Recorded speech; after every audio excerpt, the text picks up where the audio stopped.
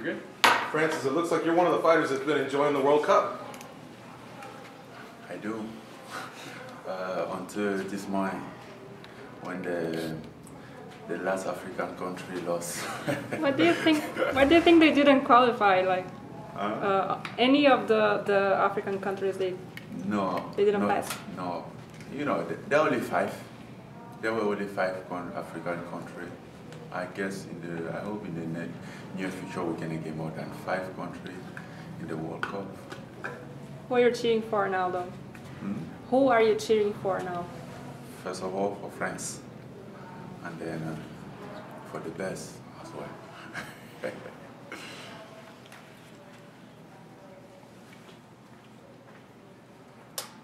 Well, I guess let's jump back to after the loss to Stipe. What were the main things when you went back to training that you started looking at and that you started focusing on?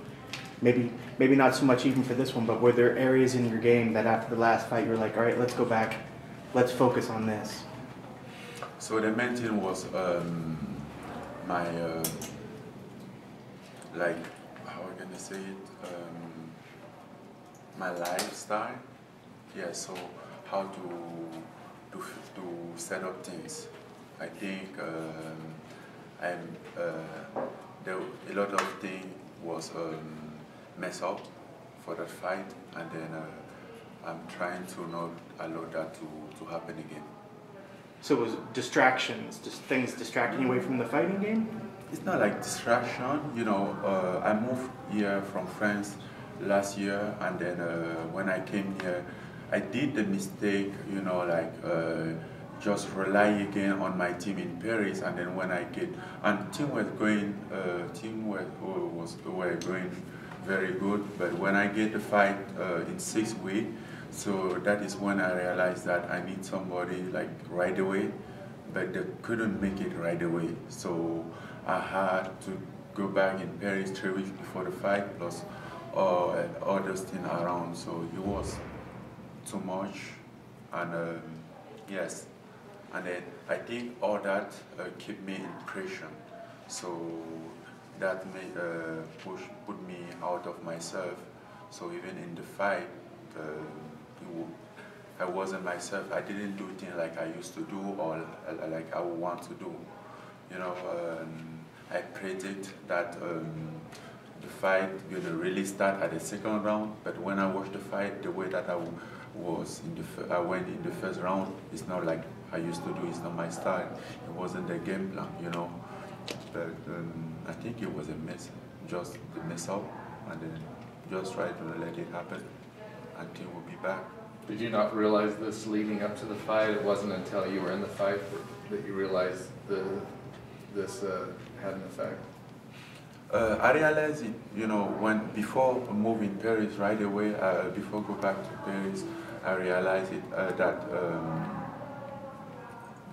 that is not a good idea. But I didn't have a choice at that moment, right moment. So I had to do something at that moment. So, and then I knew that it wasn't the best thing to do, but it wasn't too much option. So what changes have you made since the fight? Try to set up things here, you know, figure out, find some people to work with them here. Like for this training camp, I work almost all my training camp. I worked with John Wood. You know, this is the guy that if I am in Vegas and then they say, okay, you have to do this, you have to do the media tour for tomorrow, you're just going to tell him he will travel with you right away. You will not tell somebody to Paris to travel, to come here and travel with you tomorrow, you know. And that is something that I ignored it, and I didn't do it. So Woods kind of acting as your main coach here in Vegas? So John Woods acting sort of as your main coach here in Vegas? Yes, so far. Okay. Well, can you talk about Derrick Lewis and his style? How do you see this fight going? Okay, Derrick Lewis and his style. So, can you remind me his style first? Because What is his type? Well, he's a big guy that comes forward, I guess, if that's his style. Okay, I'm another big guy, but you know, instead to go forward, we will be smarter and go back to the Francis before the last fight. You know, watch my opponent, leave it come to me, and then as soon as he gives me the opportunity, I take it. No, you can change and make adjustments after a loss, but what adjustments will you make maybe in your heart or in your mind going forward now? The adjustment that I did for my in my mind, you know, all this is my goal, is my purpose, and then. Sometimes when thing goes well, yes, there are a lot of people around it. There are a lot of people in it together, and then when you fail, it's your fault. So the adjustment that I did, I just put it in my mind. It's my business. Good or bad, it's my business, and I'm gonna handle it. I'm gonna face it. What do you think of Derrick Lewis outside the cage? He talks a lot more than you do. It's a very different style of person than you are before fights. What do you think of his personality?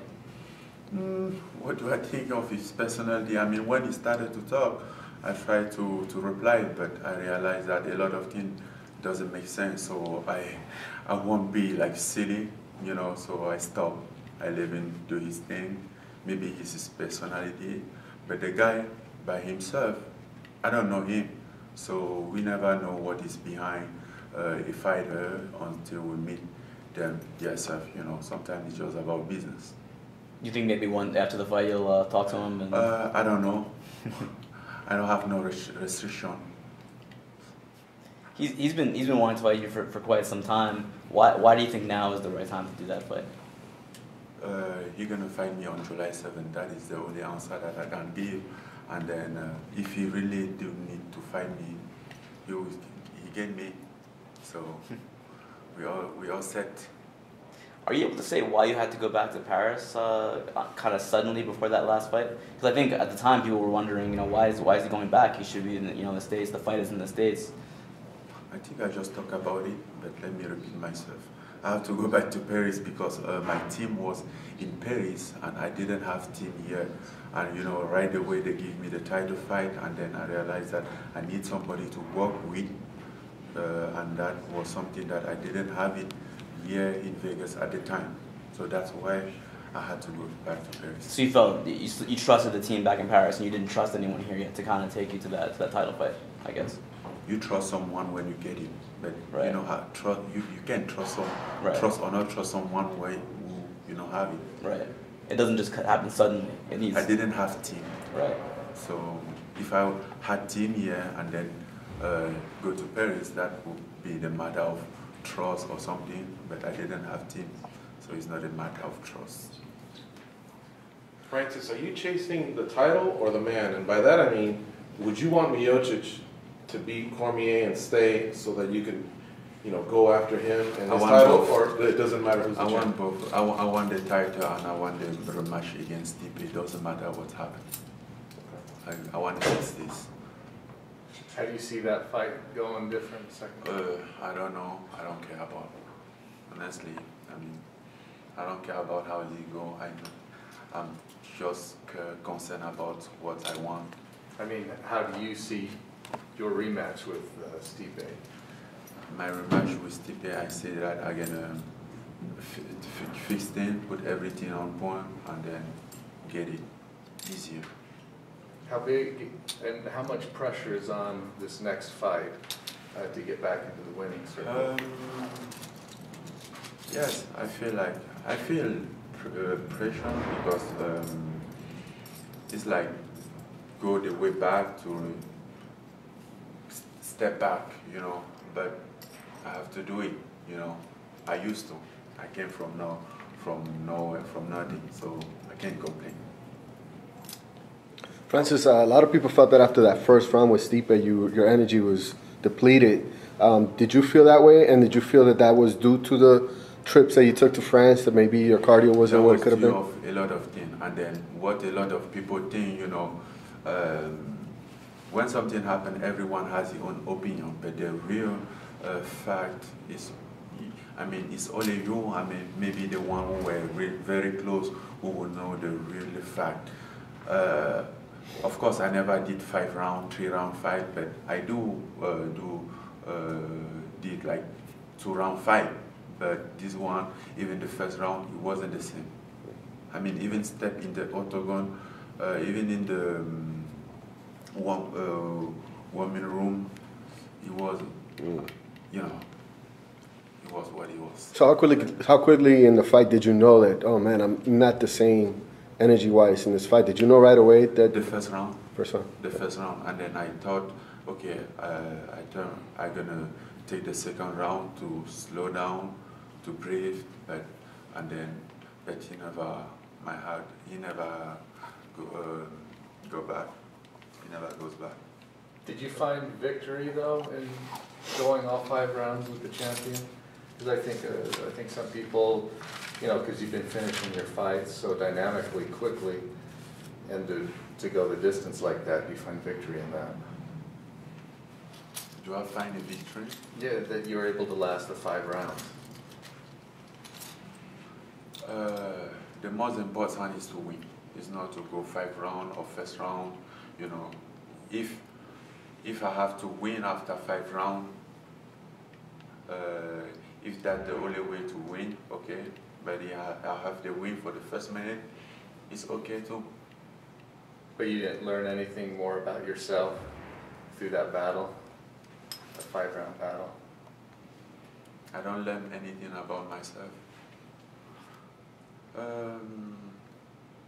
I do learn something about myself. I never been to 5 rounds, and then the way that I was tired, I realized that I can go through 5 rounds because let's say everything was on point, I would go 5 rounds easy.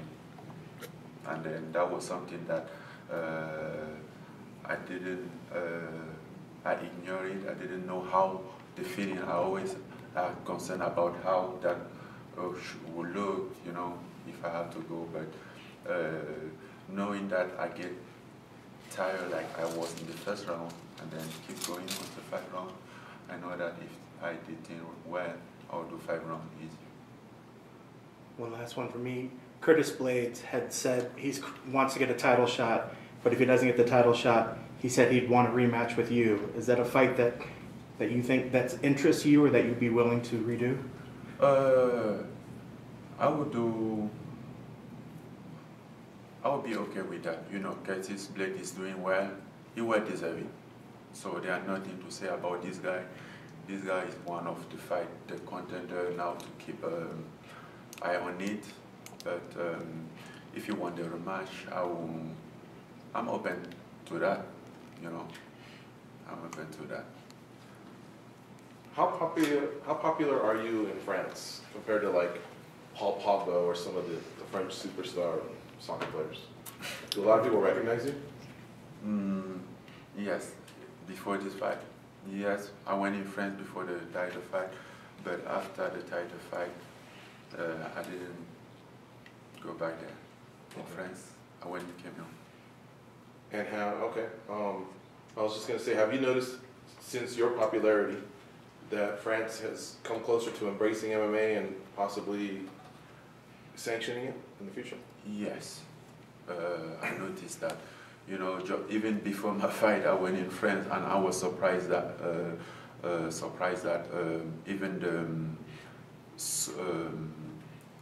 you know, the TV who used to just talk about soccer and stuff, they want me like for interview, and I was like, I don't have nothing to tell you about soccer, and they're like, no, we're gonna talk for MMA. So I was like, really? So you're gonna talk about MMA? So it was surprising, you know.